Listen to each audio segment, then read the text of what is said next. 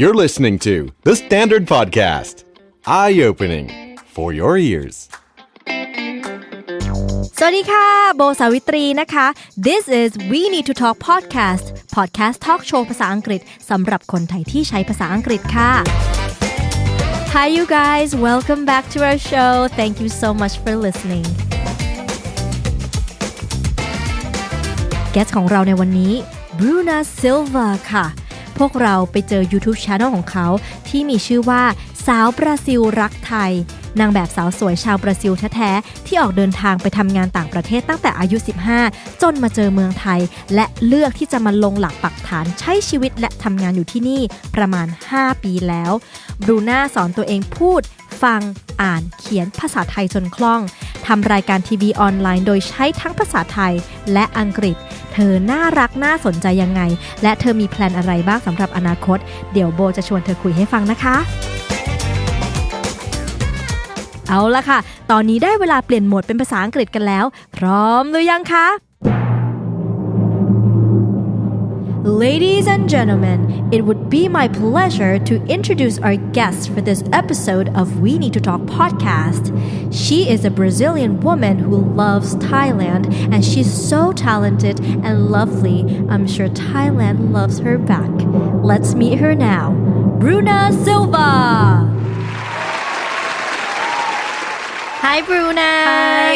Thank you for being here and joining us today. ขอบคุณมากนะคะ It's so nice to have you here and like let me tell our listeners, you have one of the best smiles I've ever seen. Like, Thank you. It's just one of those smiles that lights up the room. Oh, thank you. It's very nice. You're very nice. So first of all, let's start with a question I'm sure you get a lot. Are you half Thai Brazilian? No. Are you full? I'm full Brazilian. See, do you get that question a lot? Yeah, people, well, they don't see as a Brazilian. They think that I'm like half German, half Thai, half French, half Thai. And I'm like, no, I'm Brazilian. Yeah, because you could pass as being half Thai for sure, because your Thai is pretty good. Thank It's you. really good. ขอบคุณค่ะ พูดไทยได้ใช่ไหมคะ ได้ค่ะพูดไทยได้เลย ชัดมาก ขอบคุณค่ะ So now before we talk more about what you're doing here in Thailand, let's go back to get to know the younger you a little better. Where were you born and raised? I was born and raised in Brazil, in a small city called Lorena, in São Paulo State. So I'm from a small town. But then my dad is from the Air Force, so we moved around a lot. So we went to Rio, we went to the Amazon. I lived in the Amazon for 3 years. Whoa, Yeah, that's cool. So that was a good experience. I love the Amazon. Yeah. What was that like? It was amazing, but actually I feel like the Amazon is like a lot like Thailand, like the weather and the people. They kind of like look like Thai people. Yeah. And there's a lot of green and it's amazing. Like the food is amazing and it's an amazing place. I would recommend anyone to go and see. Yeah. What were you like growing up? Did you fit in well, or did you feel like you were somewhat different?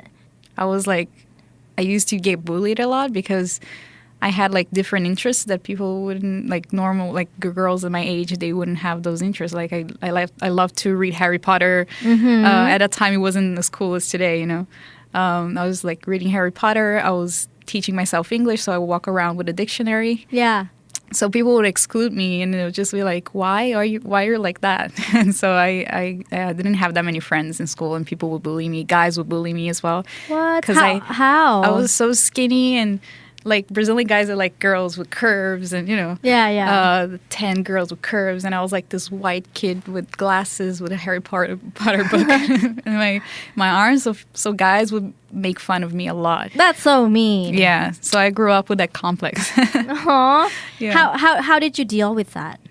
I didn't deal with it very well. Sometimes I wouldn't go to school. I just didn't want to go to school and I didn't want to face the problem. I didn't know how to even fix the problem. Like I will tell my parents about it, but they'd be like, oh, they're just stupid. Like they wouldn't actually sit down and talk to me about the bullies and stuff. So I just thought that it was just something that I had to deal with because I don't know. That was just how it was. Yeah. And I just look at the other girls and I'm like, why am I not like them? But I don't like their interests. Like I just want to be myself. So I was like riding my skateboard, something that the other girls wouldn't do, and reading books. And I just didn't get it why I liked those. I try to be like them, but it just didn't work. Yeah. Kudos to you to staying true to yourself. Yeah, and not go along with them. You tried it, but you figured it wasn't you. Hey, it wasn't me. So you came back to being yourself. Exactly. So kudos. Yeah. Back when you were a Brazilian girl, you spoke great English already, right? Back then? No. No? I taught myself English when I was 12 years old. So, because Brazilians don't speak English at all, right? Yeah. And I just thought that I come from a very simple family. Like my dad, he was I think the only one who wanted a better life for himself. So he started studying for the Air Force. So he kind of took himself out of the situation. So I had a better future because I had a better life growing up than my parents did because my dad worked really hard. Yeah. But my family mindset, like my grandmother, my aunties, they all have like this small town mindset. That's just your reality. Just deal with it. And everything else, they blame everything else around them. They're just like, yeah, we're like this because of the economy. We're like this because we don't have a good school to study. Like they would blame everything else. Yeah. They would never try to develop themselves to be better. So, so my dad, sorry, what was the question? Learning English. Learning you said English. just taught yourself. Yes, that's right. So I the reason why I started learning English is because I just wanted to find a way out. I just wanted to do something better for myself. And people would say, no, you cannot just learn English by yourself. You have to go to the States. You have to have a lot of money. And I watched this documentary one day. This guy, he's very poor. He comes from the slums in Rio, and he used to work at a 5-star hotel in Copacabana, like the beach where the rich people are. So he would commute 1 hour from the slums to the hotel where he used to work, and he used to use that time to learn English. So he had a dictionary. He was learning English, and he learned English. He can actually speak English. So I was like, I can do it too. So I started learning English by myself when I was 12. How? After I saw this. You said you carried a dictionary with you, right? Because I saw him doing that. Yeah. He was on a train, 1 hour commute to work, and he was looking at his dictionary, and he actually learned. Is that how you learned too? Yes, also. And then I started translating movies. So I watched movies and I'll stop and I would translate. So that was a cool thing that really helped. That's good because I always tell my friends who want to learn English, I'm like, start with maybe kids movies or kids series because they will speak very clearly and it's very easy to listen to. So start like that and that's great. And you did it all by yourself. Yeah. Wow. Nobody else around me could speak English. Only my dad, because I would actually steal his books because he's from the Air Force, so he has to take English tests, right? So I'll steal his CDs and then I'll just learn and sometimes I'll talk to him and he'll be like, wow, how did you learn? He's like, all of a what? sudden you're learning. And because I was pretty obsessed. If I get obsessed over something, if I get hooked on something, I get very obsessed and I want to do it well. That's good. You go all in. Yes. So do they teach English in school in Brazil? Oh, it's really bad. Really? Yeah, even the teachers, they don't speak English well. You know? So it was just once a week kind of thing, 1 hour class, and it wasn't that great. How long did it take you to learn? To learn English. To become fluent? I think I remember. Or to be able to speak to your dad. Sorry. Yeah. Well, I started writing journals in English when I was 12. So I remember when I go back to my home and I go back and I look at those diaries and I go back by the third diary, I'm already writing pretty well. So I think it took me around 2 years to get, to get a good understanding and watch a movie and be able to watch it and understand. Wow, that's impressive. Thanks. Around the age of 15, you basically said to yourself, I have to get out of here. Yes. Meaning Brazil, right? Yes. Why did you want to leave Brazil?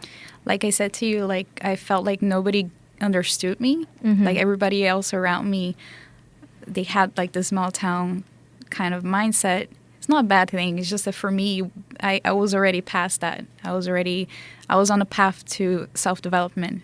I was reading a lot of books. I was exposed to cable TV. I don't know. I watched TV shows like Oprah. And, I love her. So when I was a kid, watching Oprah, and I was like, wow, this black woman, she and she's a woman. Like Brazilians can be very sexist, like towards women.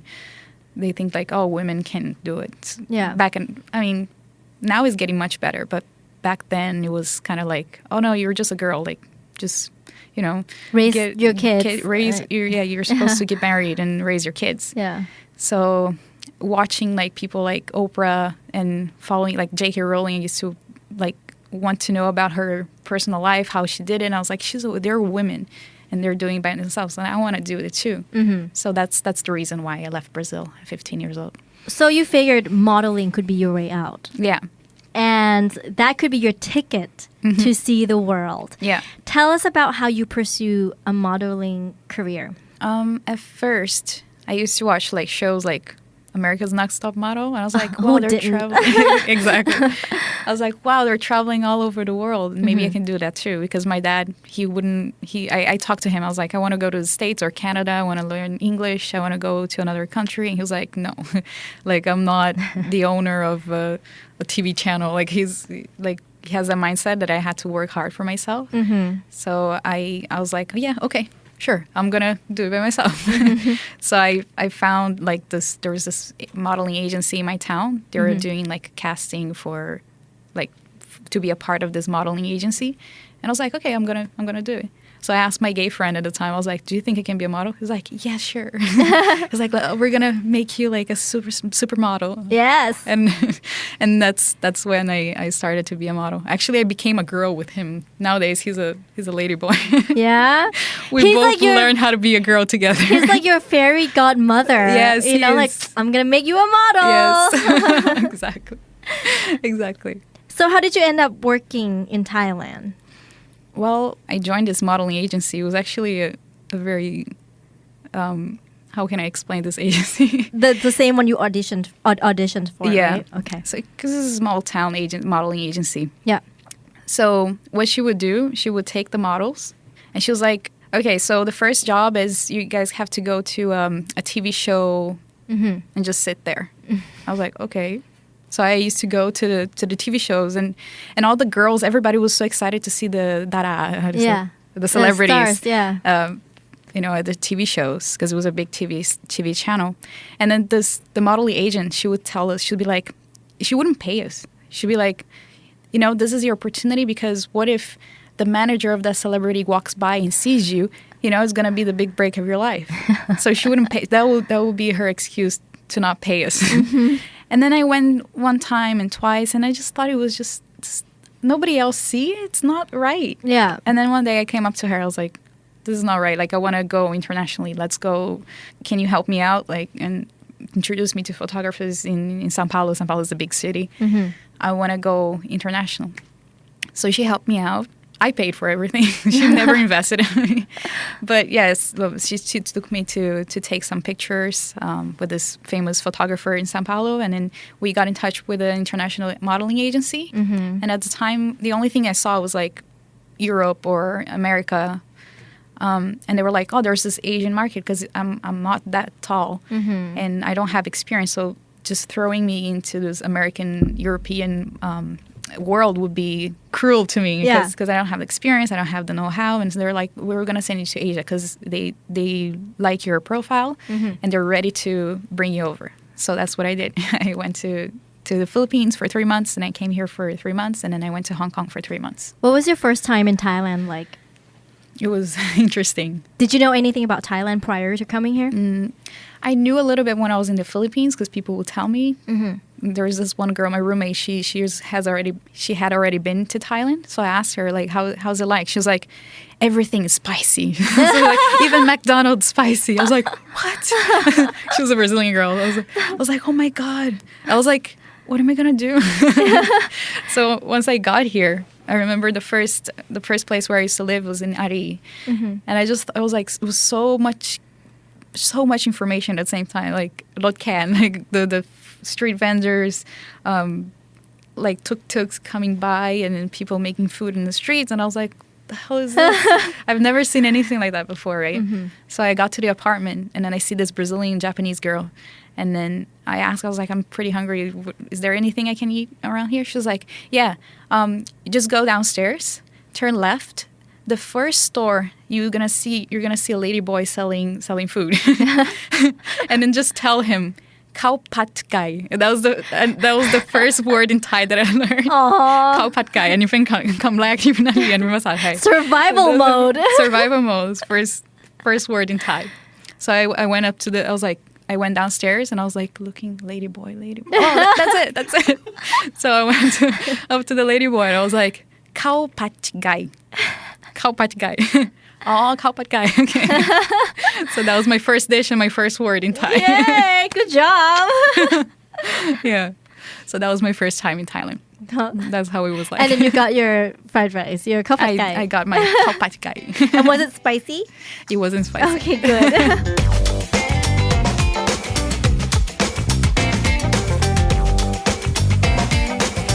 What was your first impression of Thailand when you got here? Chaos. Yeah, true. Yeah. Because I've never seen anything like that, but not in a bad way. It was just so much information at the same time. I have never seen anything like that before. I couldn't process all the information because Ari, right? Like really soijet, paholatin soijet. It's like, I don't know, for me at that time, back then, like 10 years ago, like when I came here for the first time, right? Yeah. I didn't move here yet, but that was like when I came here for the first time. And I just saw all those things like smoke and tuk-tuks and food and people, and that was interesting. Yeah.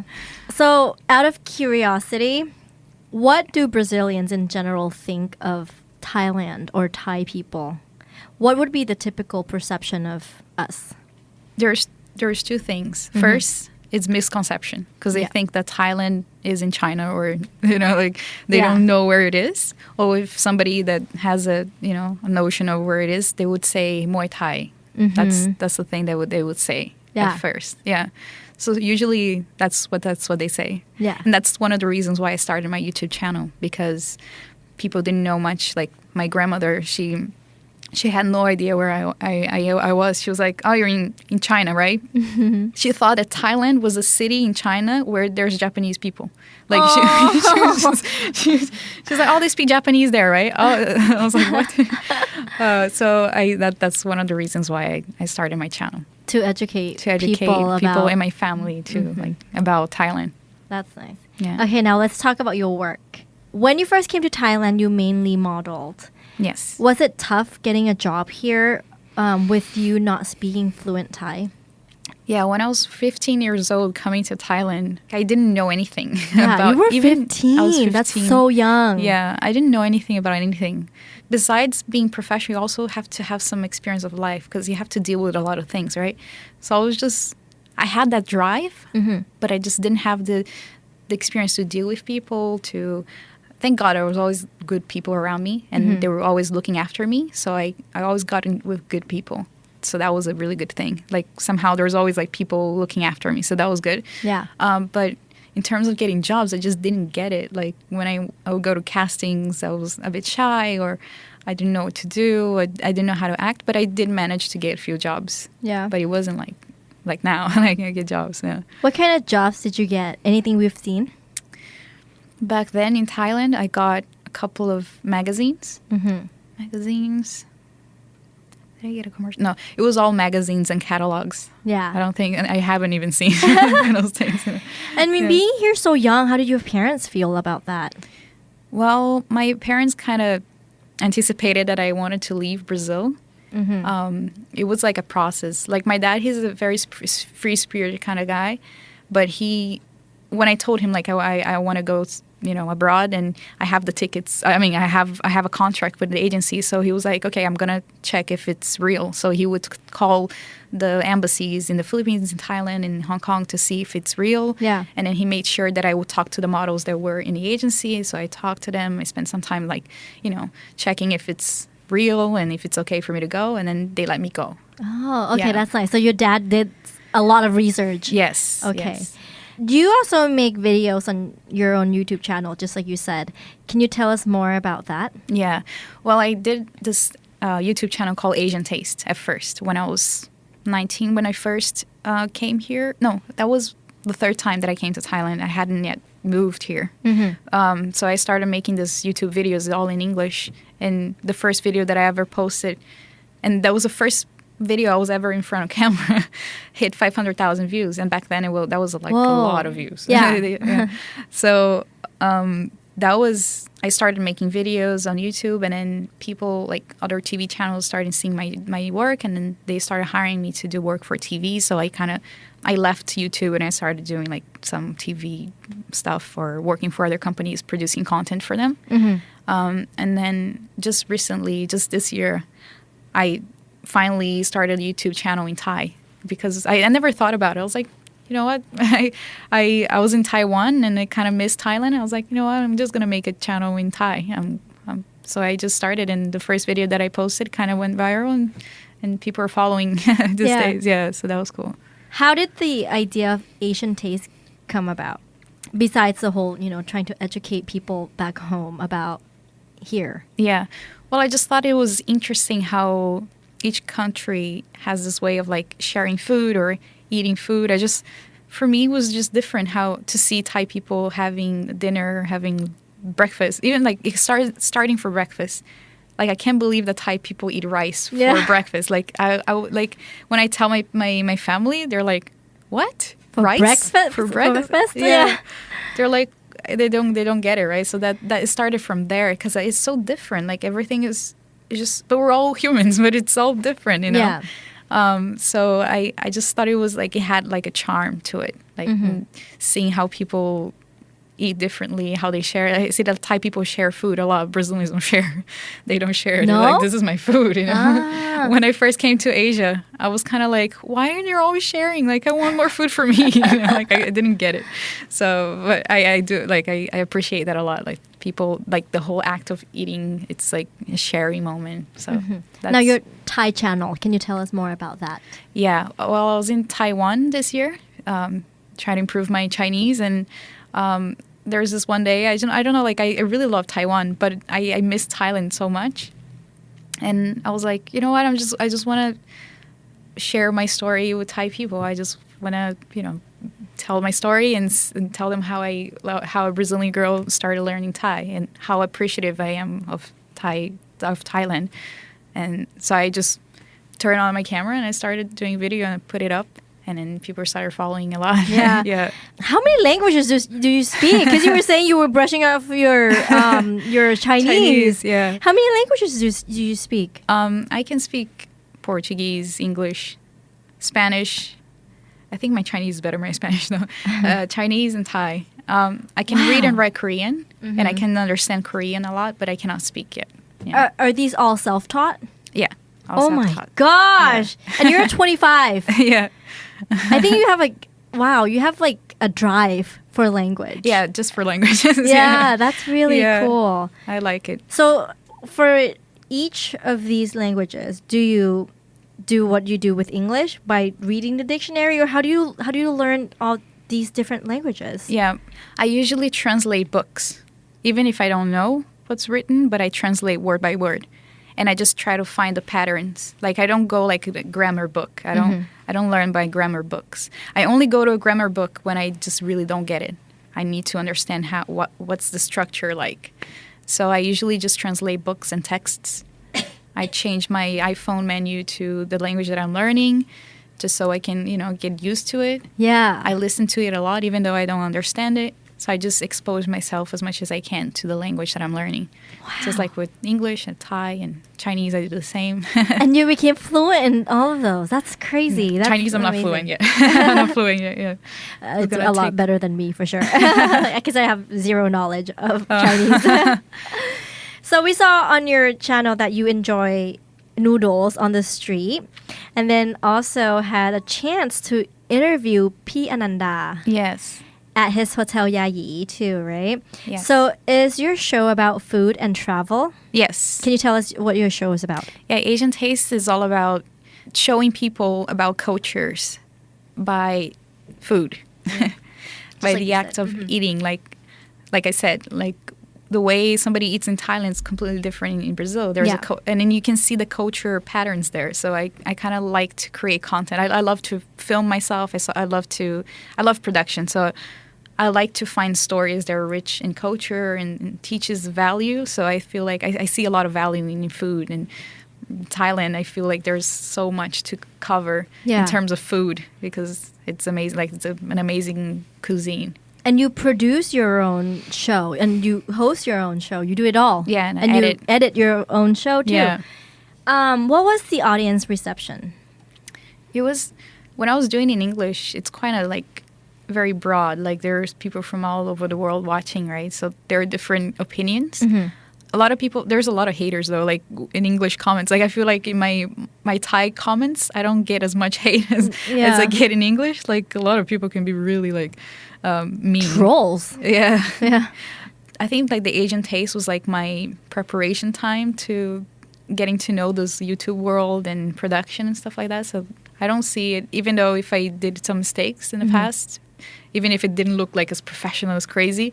But that's what not YouTube is all about, right? YouTube is about like it's very personal. So it doesn't have to be like crazy production thing. But I'll get like some people that will appreciate it a lot and some people just be trolls. Yeah. Yeah. What kind of comments did they leave you? What were some of the mean ones? The mean ones. They'll be like, who's this girl? Why is she talking about Thailand? Like, yeah, stuff like that. But there was one time that I shot this video at a temple and I had no clue about Buddhism. I had no idea. And I walked into the temple and I said, so this is the god Buddha? And I didn't know. So I posted it and then people were like, she's so stupid. And that comment was like the top comment for a long time. She's so stupid. So yeah, she's retarded. And that was like the top comment for a long time. Yeah, that's a little bit retarded. Yeah, no. I mean, people make mistakes, you know. Yeah. We also saw you interview the toy on Lot Tuk Tuk on the show called Tuk Tuk Sing Along. Yes. It looks so much fun. Can you tell us about the show? Yeah, the web TV people, the ones that hire me to do it, they saw my stuff and then we got to talking and they told me about Tuk Tuk Sing Along and I love interviews. Like I love like it's kind of like carpool karaoke. Yes, right? Yes, exactly. And then I made that connection too and I was like, wow, that's pretty cool. Like I want to do it. Definitely I want to do it. So I like Toy's music a lot, and so I got to interview him, and that was a lot of fun. Yeah, and on a tuk tuk, that's so unique. Yes, on a tuk tuk. So that was pretty cool. That was pretty fun. So what else are you doing at the moment? Right now, I'm working on a documentary. I'm not the one doing that documentary, but I am the one promoting this movie. So we're going to release this movie next year on cinemas, and I'm the one who's promoting it on social media. Yeah. So I'm I'm creating content to promote this movie. So this movie is called One Sayam. It's about with pictures of Thailand, like of the landscapes and some of the projects of the king. That we're going to show like where Thailand is at and what it can be. And we're going to give it out to schools for free so people can get educated of like where Thailand is at right now. So I'm going to be making short films, short documentaries on their page to promote the movie. Yeah. Wow. Okay, we'll have to stay tuned for that. So I've heard you're also into Buddhism. Yes. What interests you about Buddhism or Buddha's teaching? Actually, I grew up as a Christian, but never understood it. I was the kind of kid who was a rebel. I would have arguments with my grandmother because I would ask everything. I read the Bible and I was like, I don't get it. I don't understand. And my grandma wouldn't answer me the way I wanted to. You know, like I didn't get the answers that I was trying to look for. I was looking for. Yeah. And I got really frustrated. I never really got Christianism. So when I came to Asia, I never knew anything about Buddha, but I would see like Buddha statues. But growing up, my grandmother used to say that Buddha was voodoo. So I grew up thinking like my family used to say that Buddha is just a voodoo, be away from it. So I love it. Yeah. So when I came to Asia, I kind of had that in the back of my mind. I didn't think it was negative, but it's just, I was like, oh, wow, like I'm not going to look at it. Yeah. Which is really stupid. But I started getting into meditation. And then I found out that meditation comes from Buddhism. And then I started to be interested in Buddhism. And then I started joining like Dharma talks here in Thailand with like foreign, when I couldn't speak Thai. So I would just like sit down and listen to this foreign monks talking about Dharma and the teachings of Buddha. And I started getting deeper and deeper interested in it, right? And then I started speaking Thai. And then I started reading books in Buddhism. And it made me understand even more. By reading in Thai, I don't know, for some reason, it just helped me understand Buddhism even more. Yeah. And nowadays I call myself a Buddhist. Yeah. The day I realized that things that happen doesn't happen from outside factors, it happens from myself. That was mind-blowing. As simple as it sounds, but I didn't grow up like that, like where I told you, like my environment, everything, it's about blaming other everything things, everything else, but never looking at yourself, always victimizing yourself. Like I grew up in a kind of, I still, like my family is still pretty much like that.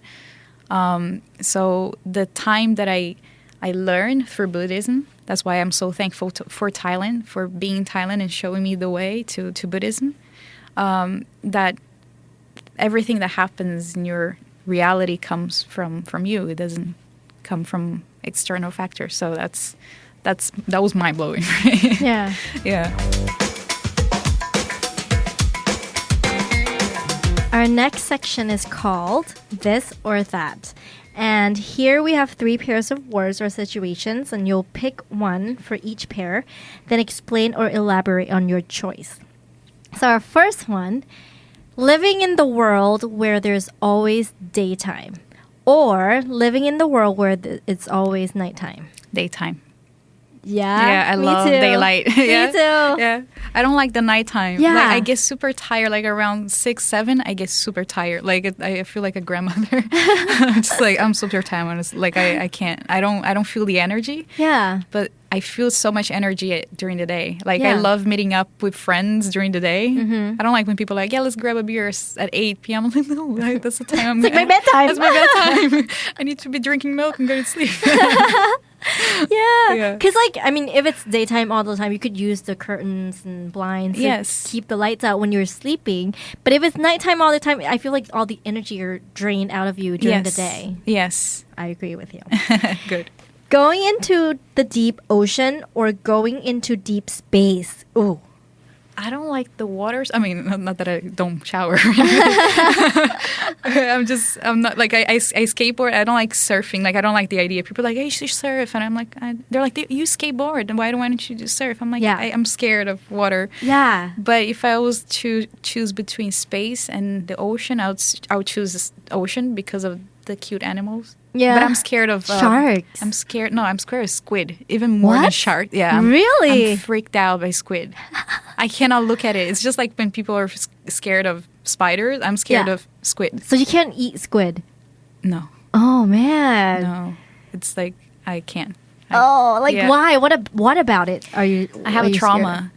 What happened? Because my dad, he's the only guy in the family who's like creative when cooking and stuff. So like where I was born, I was born in like a valley, so we're not very close to the beach. I mean, it's not that far from the beach, but we don't eat like seafood much, right? So I wasn't used to seafood so much. So one day my dad bought squid and I didn't know, so he put it in the freezer. And the freezer was where I used to put my ice cream, right? Oh, no. So I was like short. And then there was this one day I opened the freezer and I put my hand, like trying to reach for my ice cream. Yeah. And I put my hand in that thing and I see it. You know, like I've never seen anything like that in my life. It's like this thing with, you know. Yeah, it looks it's like like an a little alien. monster. Yeah, it was like an alien. So I was like, I don't know. I freaked out and... You're like, what happened to my ice cream? Yeah, exactly. And I just ran away and yeah, so I don't like squid. Okay. Yeah. But you still would pick the deep ocean, right? Yes. Okay. I still picked it. Super lucky in game or super lucky in love? Like what game? Like in like career-wise. Game. Yeah, I figured. Yeah. Game. For sure game. 100% game. Yeah. Because it depends on me, doesn't depend on other person. I think in love, it's like... Actually, love, you depend on yourself as well. It doesn't matter like if somebody else is going to love you back or not. It's about... So game. Yeah, game. Yeah. It's what I choose. Okay.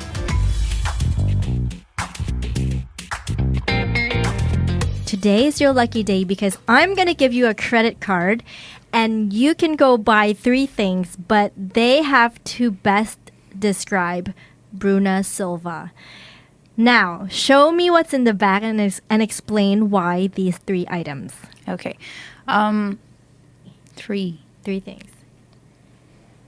Books. Like I would like to go to the shop and just buy a lot of books. The second one, I like hand creams, maybe hand creams. Super random, I know. I love it. I love hand creams. I love how you're not greedy at all, too. Like, yes, I'm going to get 3 things for free. I'm going to get some hand creams. I love it. Yeah. I love it. What else? I'll get a pickup truck. Yeah. Why? So out of character, but Yeah. I'm discovering new things about you I'm like really random. every minute. And when I was a kid, my biggest dream in life, when I was about like 10 years old, was to be a truck driver. Because I loved like big cars so much, and I Yeah. used to play this game like Truck Simulator because it was in my computer, and I liked it so much, and I just loved going to trucks and seeing that big dashboard. So I kind of want to get a pickup truck. So I love it. That's It's it. It's so surprising.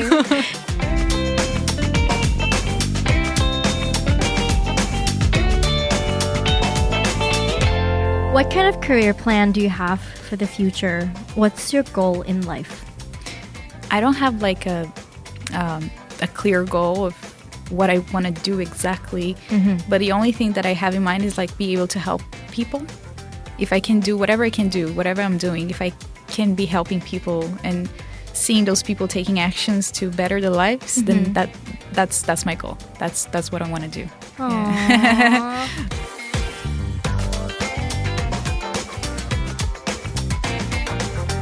Thank you so much for being Thank here you with so us. much. It was fun. It was my first podcast, and I enjoyed it so much. Yeah, and I heard, and you told us that you actually listen to podcasts. Yes, I listen to podcasts. I love podcasts. So come subscribe to our show. Subscribe to Center.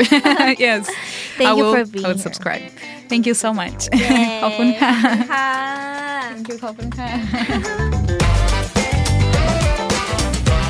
ถ้ารู้ว่าเพื่อนคนไหนรักภาษาอังกฤษชอบฟังภาษาอังกฤษและเรื่องราวชีวิตที่น่าสนใจของเซเลบหลากหลายโบฝากแชร์เอพิโซดนี้ให้เขาฟังด้วยนะคะ